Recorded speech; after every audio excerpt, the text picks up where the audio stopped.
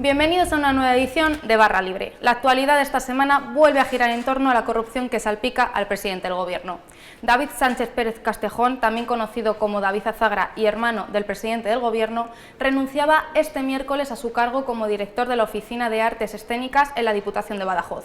Se trata de una renuncia unilateral que ha trasladado a través de un escrito en el que, con un preaviso de 3 meses, dimite de un cargo que supuestamente habría sido creado para él en 2017. Esta decisión se produce meses después de ser imputado por 5 presuntos delitos contra la Administración Pública y Hacienda, cuya investigación sigue en curso. Esperado relevo, por otro lado, en el PNV. Andoni Ortúzar dimite de la presidencia del partido en favor de Aitor Esteban, hasta ahora portavoz del Grupo Parlamentario Vasco en el Congreso. Un cambio visto con buenos ojos desde Moncloa. Y para analizar toda esta actualidad tenemos con nosotros al director de Voz Populi, Manuel Marín, bienvenido. ¿Qué tal? Buenas tardes. Y al otro lado tenemos a Mercedes Serrayer, que ha sido la protagonista de publicar todas las exclusivas, una de las principales exclusivas del hermano de Sánchez. Bienvenida, Mercedes. Hola, ¿qué tal? Gracias a ambos por estar aquí. ¿Esperabais la renuncia del hermano del presidente del Gobierno y creéis que se trata de un cese encubierto, como dice el PP? Pues a la pregunta de por qué dimite, yo lo desconozco. Puede ser que sea por la presión ambiental, el no aguantar, humanamente no aguantar la presión, verse todo el día en los medios de esta manera, o puede ser un movimiento jurídico o político de alguna manera, ¿no?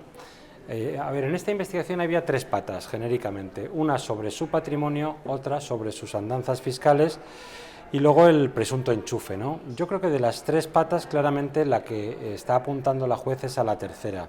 Se creó un puesto ad hoc por ser quien era, con un añadido. No sabía en qué consistía su trabajo, no sabía dónde estaba su despacho, no sabía cuáles eran las funciones de la Oficina de Artes Escénicas, no sabía qué subordinados tenía y no sabía las funciones exactas que debía cumplir. Y yo creo que eso no ocurre con ningún puesto de trabajo en España.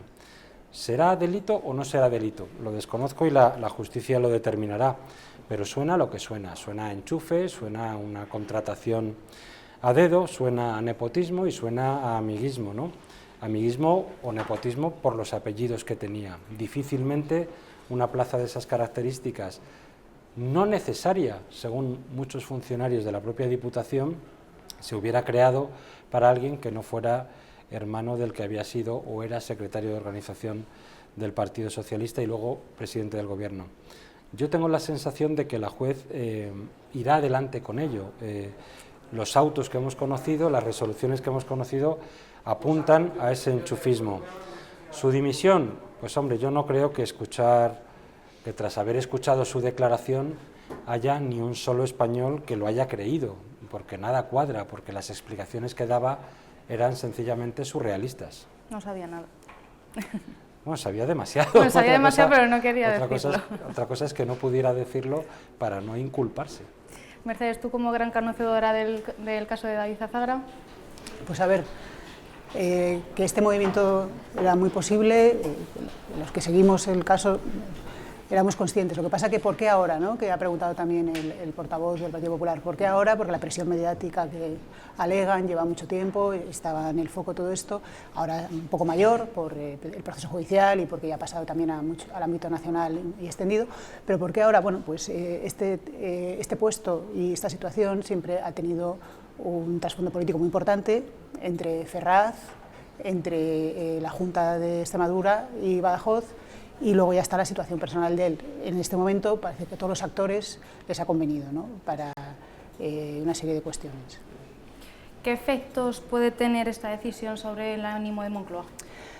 A ver, yo no puedo evitar hacer un paralelismo con los días de reflexión y profundamente enamorado de su hermano. Y entonces entiendo que también ya hemos visto cómo ha hablado hoy el diputado socialista, hablando de la presión mediática, el dolor, fuentes próximas a él hablan de todo lo que estaba sufriendo, y me imagino que esto les libera, porque de cierto modo quita bastante presión y a la vez se enfatizará todo el asunto del sufrimiento infundado que ha padecido, ¿no? ¿Cómo afecta esto a Moncloa, Manuel? Sí, yo creo que sacan algo del foco el caso. El caso se va a seguir instruyendo, veremos a qué conclusiones llega la juez instructora. Pero es verdad que, habiendo dimitido, no permaneciendo en un cargo, de estas características, que estaba en cuestión realmente, me da la sensación de que saldrá del foco mediático un poco. Es decir, la presión directa que hay sobre Moncloa, porque hay dos casos que son relevantes. Uno, que están vinculados directamente al presidente del gobierno, familiarmente, ¿no?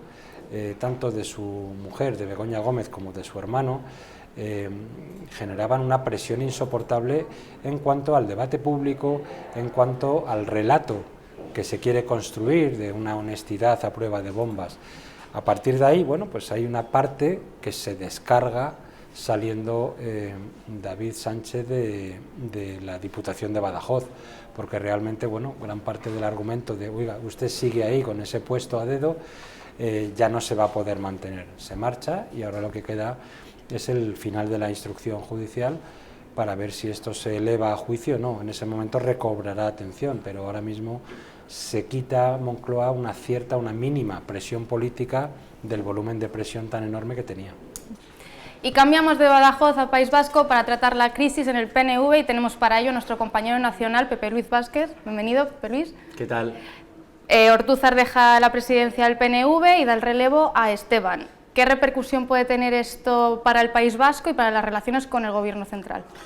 Bueno, es la gran pregunta, la gran incógnita. Quizá todavía es pronto para hacer un análisis fino, pero así a bote pronto te diría que en el País Vasco las implicaciones más que a futuro es lo que se ha podido evitar, ¿no? Porque se decía que el Partido Nacionalista Vasco estaba al borde del cisma, de una ruptura parecida a la que se llegó a propiciar con la escisión de Carlos Garaycoechea, que fue lehendakari y que se escindió en un momento dado, y al parecer esta ha sido bueno, pues una solución rápida para evitar que se llegue a ese escenario.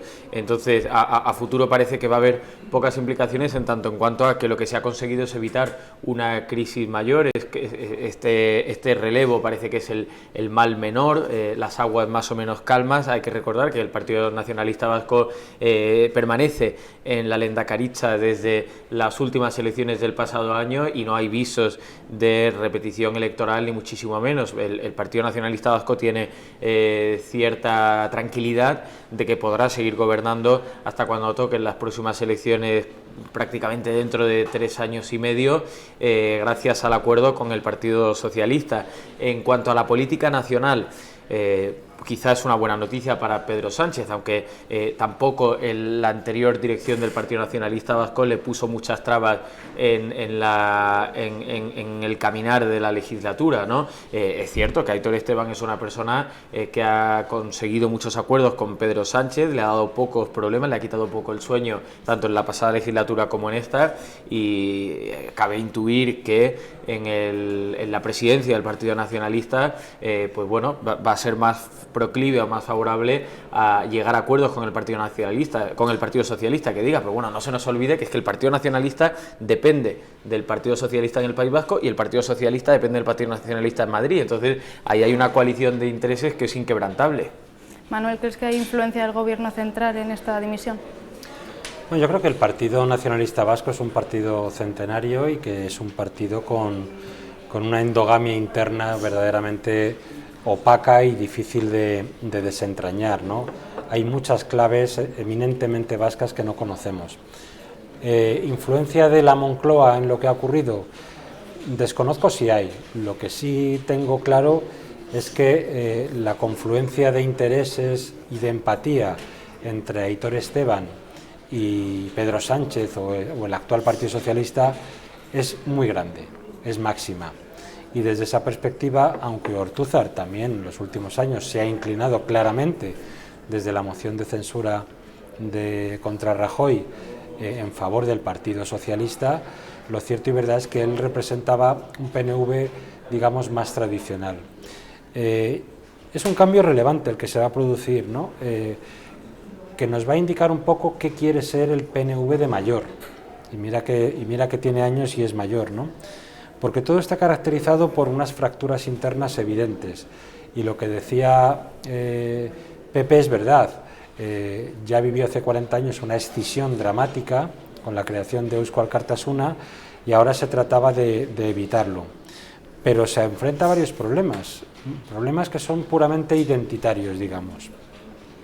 ¿Quiere ser el referente nacionalista conservador que fue siempre el PNV? ¿Quiere ser o simular ser una fuerza, digamos, permanente como muleta del sanchismo, como muleta del Partido Socialista? ¿Quiere plantearse ahora mismo ser una especie de PNV progresista? Y luego la tercera, y que para mí es crucial, ¿tiene miedo el Partido Nacionalista Vasco a Bildu?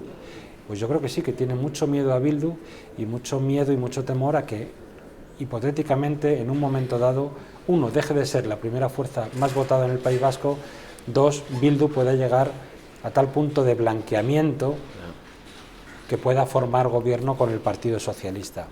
Desde mi punto de vista, hoy, con esta decisión interna muy endogámica, lo que hace, creo, el PNV es perder una oportunidad de oro para tratar de recomponer una visión, digamos, de una derecha tradicionalista vasca, de un conservadurismo nacionalista relevante a efectos de gobernación, y está perdiendo la oportunidad de ejercer un liderazgo de una nueva derecha en el País Vasco. El PNV se está escorando clarísimamente hacia la izquierda, está perdiendo un factor de ideologización determinante por ese miedo a Bildu, y desde mi punto de vista está perdiendo un poco la esencia de lo que ha sido en los últimos 30 años. Veremos cómo afronta Esteban la presidencia. Pues hasta aquí la actualidad de los últimos días. Muchísimas gracias, Manuel Marín, por tenerte aquí con nosotros. Gracias a ti. Muchísimas gracias, Pepe Luis. Muchísimas gracias. Un placer gracias. contar con ambos. Y a ustedes les esperamos en la próxima edición de Barra Libre, y les invitamos a que sigan la información de Voz Populi en las redes y en nuestra web. Gracias por seguirnos desde sus pantallas.